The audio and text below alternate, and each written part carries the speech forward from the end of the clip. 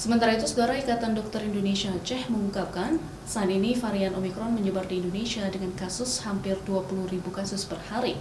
Di Aceh sendiri, IDI juga menemukan kasus varian Omikron setelah hasil pemeriksaan genome sequencing COVID-19 dari sejumlah sampel warga Aceh. Sehingga yang terinfeksi kasus COVID-19 diminta untuk dapat memeriksakan diri agar dapat memutus penularannya.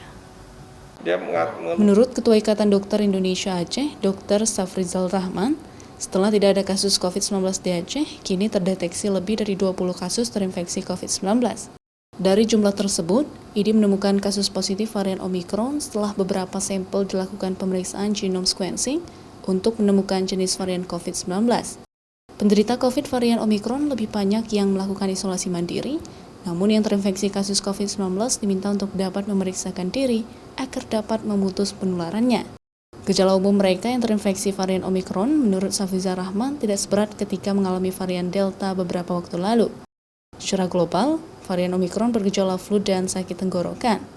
Sangat sedikit yang hilang perasa, namun varian Omikron memiliki kecepatan penularan, sehingga yang mengalami gejala flu disertai dengan sakit tenggorokan dapat memeriksakan diri agar dapat memutus penularan. Kita juga sudah menemukan kasus Omikron ini di Aceh, dan sama seperti apa yang terjadi di Jawa yang saat ini perkembangan sangat pesat, bahkan bisa mencapai 20.000 kasus per hari peningkatannya, dan terasa di Aceh belakangan juga sudah mulai angka yang kemarin sempat kosong dari COVID-19 saat ini sudah mulai menggeliat. Kita barangkali sudah lebih dari 20 kasus kita jumpai COVID-19.